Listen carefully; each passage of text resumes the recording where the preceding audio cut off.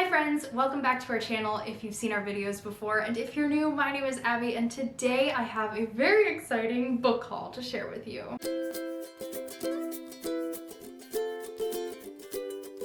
Back in December, the week after Christmas, it was 2 days, Barnes & Noble did a massive sale, and when I mean massive, I mean all of their hardcovers were 50% off. I actually ended up going both days. I went to 2 different stores, both days of the sale, bought a lot of things, and I'm gonna share them with you today. So, I hope you're ready to get some bookish goodness up in here. First book haul of the year, let's go.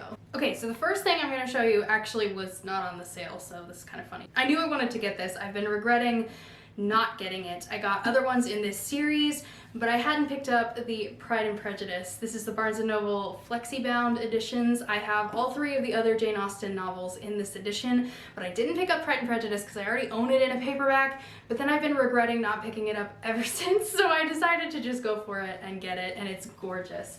So this is the edition of Pride and Prejudice. Like I said, this is the Barnes & Noble flexi-bound edition. I adore this cover. I think it's so stunning. So it's very pretty. The others match, the spines like match. I have Emma, Sense and Sensibility, and Persuasion. Those are the only 3 that they have actually published so far. Hopefully at some point we'll get Mansfield Park and Northanger Abbey. I actually haven't read Pride and Prejudice yet, but I want to this year. I'm hoping to this year. So hopefully I can get through it. I will say I don't know how I feel about the green edges. I don't love the blue and the green. Like I think I get what they were going for, but I don't love this particular like shade of green. So anyway, I'm really happy to have this though, and that now I have a complete set. So like I said, hopefully someday Barnes & Noble will make Mansfield Park and Northanger Abbey and we'll have a whole set. But I'm excited to read this hopefully soon. Okay, now we are into what was on sale. So the first store I went to didn't have the biggest selection. It's a smaller store, but I did find a few things that I'm pretty excited to own. So first thing I picked up was Wishtress by Nadine Brandis. I have already read this one and I really liked it. I love Nadine. I love her work. I've loved her books in the past. So I was really excited when she released this one last year. This is a fantasy novel about a girl named Mirth, and she is what's called a wishtress, which basically means that when she cries, her tears grant wishes. At the beginning of the story, she ends up misusing her wishes and something goes wrong. I don't want to spoil it, but it's not great. It's not a great start for Mirth, but it does kick off a grand adventure, and as the tagline says, her tears grant wishes, her next tear will end her life. Dun dun dun. Isn't this cover absolutely stunning? I love it so much. It's very like seasonal. I think this is a great winter read if you're looking for something right now in January to read that's like very seasonal. And I love this. Hold on, let me show you. Under the spine, under the dust jacket, has this gorgeous like iridescent foiling. Isn't that so pretty? I really liked this one. Like I said, I gave it 4 stars. I thought it was a really fun fantasy adventure. Not my favorite Nadine Brandis, but I'm still happy to have it in my collection. The next book that I picked up is another one that I have already read. I actually read this one via NetGalley back towards the beginning of the year, I think in 2022, and that is Together We Burn by Isabel Ibanez. I really liked Woven in Moonlight, which was Isabel's, I think her debut novel. I might be wrong about that, but I read that one in 2021. I really liked it, so I decided to request this on NetGalley, and I got to read it early, which was super exciting, and I really liked it. I gave this one 4 stars again. This one is such a unique fantasy. I don't think I've ever read anything else like it, and I loved that about it. So this follows Zarela. She's 18, and she is a flamenco dancer and the daughter of a talented dragonador, I think maybe is how you say it. I don't know. Think bullfighting matadors, but dragons instead of bulls. And you pretty much got the vibe of this book. So Zarela's family owns this like dragon fighting arena, and some stuff goes wrong. I don't want to spoil what happens, but basically Zarela has to learn to train to be a dragonador herself, and it's kind of the journey of that.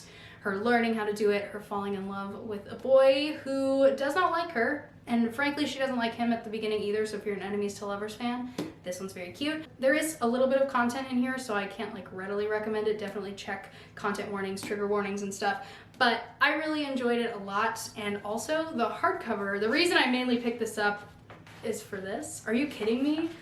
How beautiful is this book underneath? Look at this.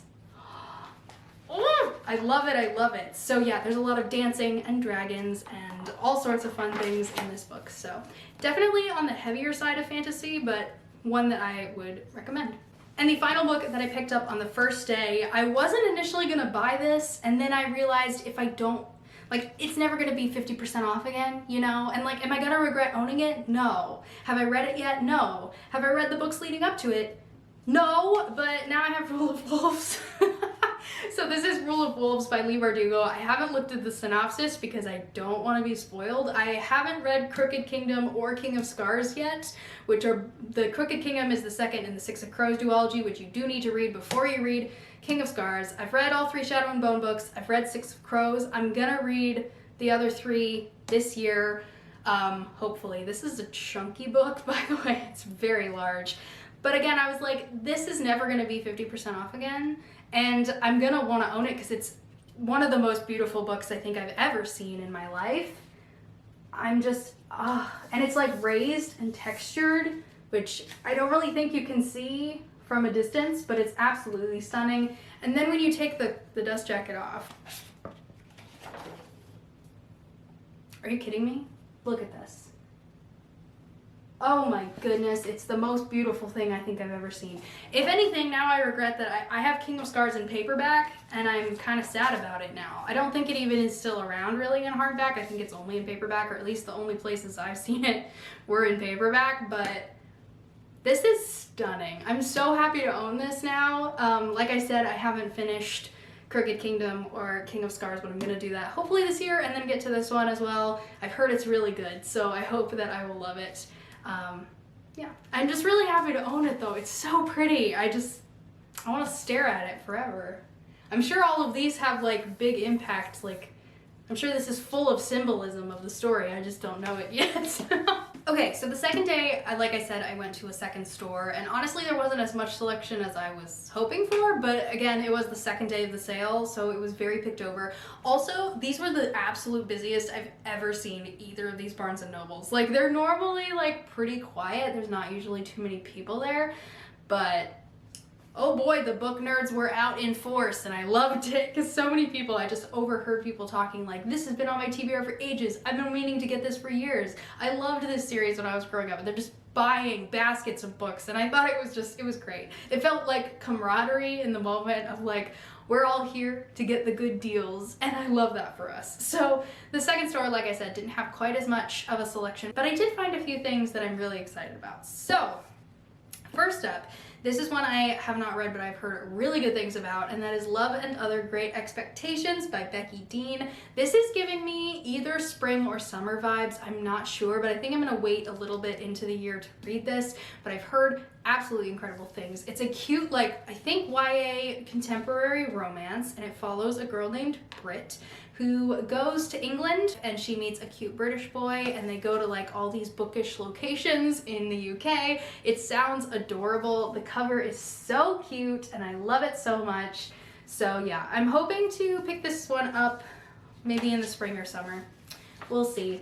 But I think it's adorable. I love the red underneath, and I've heard, like I said, really good things about it, so hopefully I will love it just as much. Next up is one that my brother actually spotted. He went with me the second day, and he found this, and it was 50% off, and I would never buy this full price because it was $34.99, and I just cannot justify that for a book, but it ended up being like $16, $17, so I was like, that I could do for the complete Avengers, William Shakespeare's Avengers, The Complete Works. So this is by Ian Doescher and illustrated by Danny Schlitz. I have read Ian Doescher's Shakespeare's Star Wars, not all of them, but I've read a few of them, and they're so much fun. So basically he takes these classic movies and reimagines them in the style of a Shakespearean script, and it's so much fun. So this is a bind up of the 4 Avengers films. So the Avengers, Age of Ultron, Infinity War, and Endgame, and they're all reimagined as Shakespeare plays, and it's so much fun.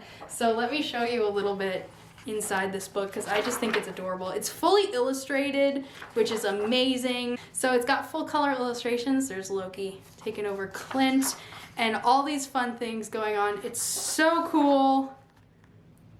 Oh, I just love it. And they're all like in Shakespearean garb. It's so fun. This is from Infinity War when Tony's making Peter an Avenger. Look at them all in their Shakespearean garb. Don't they look so cool? I'm looking forward to just like sitting down and flipping through it when I have time, which is never. But also, you know, I love the Avengers movie. The Avengers 2012 is maybe my favorite Marvel movie to this day. Like, I really love it. It's very cozy and nostalgic for me, so I'm excited to have this. And the last one that I picked up from the Barnes & Noble sale, I'm so happy that I have this. I've been putting it off for absolutely ages because it's on the pricier side. I want to say it's normally $40 because it's a Barnes & Noble leather-bound, like the nice hardcovers editions. So I've been putting it off, but when it was 50% off, I was like, I can't put it off anymore. I want to own it. I want it on my shelves. It's Death on the Nile by Agatha Christie and other Poirot mysteries. So this one has Death on the Nile, the ABC Murders, and Five Little Pigs. The latter two I have not read, but I loved Death on the Nile. It's still to this day, I think, my favorite Agatha Christie that I've read. Because listen, okay, I've been recently seeing videos of people like reading this and trying to solve the crime, and they're all figuring it out like immediately.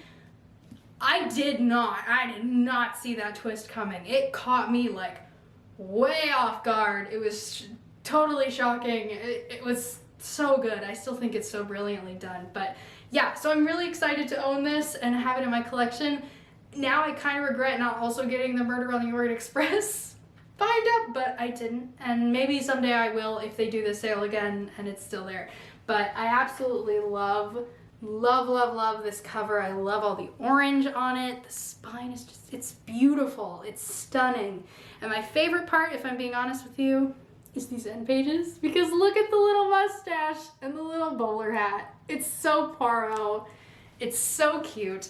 I'm still holding out hope that maybe one day we will get one of these bind-ups with Miss Marple mysteries, because right now there's this one that's Poirot, there's a Murder on the Orient Express that's also Poirot, and then there's one that's, and then there were none, Crooked House and Endless Night, I think, which are all like standalone mysteries from Agatha Christie. They don't have like a detective, but I would love one of these with Miss Marple mysteries. She's my fave, so I would love it. But I'm so happy to have this. It's got gold sprayed edges and a bookmark and everything. It's so beautiful. I'm just so happy that it's mine now. I'm so thrilled. And finally, these are the last two books I want to share with you. I just want to tack these on the end. I got a Barnes & Noble gift card for Christmas, so I placed a little book order online and I'm so happy. These were two of like my favorite books of 2022 and I absolutely loved both of them, so I wanted them in my collection and I'm so glad I have them now. So the first one is Murder for the Modern Girl by Kendall Culper. I absolutely adore this cover. I think it's so cool and I love the like rose gold finish of the foiling, and the pink spine brings me so much joy. I don't know why. I didn't expect it to be pink, but I love it so much. It's set in the 1920s in Chicago. It's kind of a soft historical fantasy. Like, there is some unexplained like weirdness going on. We have two main characters in this book, Ruby and Guy, and Ruby is 18 and I want to say she's the daughter of the district attorney, or like he's gonna run for district attorney, I can't remember. But basically Ruby has been murdering people, like casually, just killing some men. They're all terrible people and she's like very careful, but the reason she can do this, part of the reason she can do this, is that she can read minds. So she's been just walking the streets reading the minds of like abused women and finding out their husband's secrets and then going and murdering them. It's super chill, it's fine. And then our other main character, Guy, works in the city morgue and he has his own reasons for wanting to get some information that Ruby might be able to help him supply. And basically she is on the run because he's getting onto her case, getting onto the trail that maybe there's one person murdering all these people. And it's a great time. It's a very fun mystery. There's also like another mystery going on top of it all. I enjoyed it so much. Surprisingly funny. I love the atmosphere. The writing style is great and I really fell in love with these characters. So I definitely wanted to have it on my shelves, and I believe a spin-off like sequel is coming later this year, next year. I don't remember, but I'm excited to check it out. So definitely recommend Murder for the Modern Girl. If you're a fan of like historical fantasy or mystery, this is one I would recommend for you. And finally, the book I was honestly most excited to get. This was one of my top 10 reads of 2022. I absolutely adored it. And that is The Outlaws, Scarlet and Brown by Jonathan Stroud. You guys, if you've been here for any length of time, you've definitely heard me talk about Jonathan Stroud at some point. I adore the Lockwood and Company series. I'm so excited that the show is coming to Netflix this year. Could not be more excited. This is his newer series. It's going to be a trilogy, and I have actually already read book 2. I got approved for NetGalley arc, which was maybe the most excited I've been for any NetGalley arc I've been approved for so far. I've already read it, and I pre-ordered it in the same order with my Christmas gift card, so I'm very excited for that to come in, I want to say like April, March or April. But anyway, the first book is already here, and I reread it and I annotated it and I tabbed it and I did all the things because I'm obsessed with this book. So this is like a dystopian fantasy is the closest way I can think to describe it. It basically follows Scarlett McCain. This is her right here. She is an outlaw, obviously, and she lives in this kind of post-apocalyptic future England where this big bad thing happened a while ago. No one's really sure. It's been too long since like the cataclysm occurred to really know what it was that happened, but it changed the entire landscape of the world. And at this point, the world is kind of dying. There's like monsters in the woods. There are like zombie situations going on outside of the surviving towns, is what they're called. They're like walled-in cities. And Scarlett goes from city to city robbing the banks and stuff and lives in the wilds. And one day when she's on the run from a bank heist, she finds an overturned bus and a boy who survived the crash. And the story kicks off from there. I love, love, love this hardcover. I think it's so pretty. I love the like wanted poster vibes. It's such a fun adventure story. I love the characters. There's nonstop action. It is such a fast-paced read. Even though it's like 420 pages, it definitely does not feel like 420 pages. It just flies by, and I absolutely loved it. And I love the second one even more, so I'm even more excited that that is coming my way later this year. I would love to know in the comments down below. Please tell me, have you read any of these books that I shared? Are you interested in any of the books that I shared? Let me know down below. Thank you so much for watching. I hope that you enjoyed it. If you did, give this video a thumbs up, subscribe down below for more bookish and Disney magic, and I will see you guys next time. Happy reading, bye!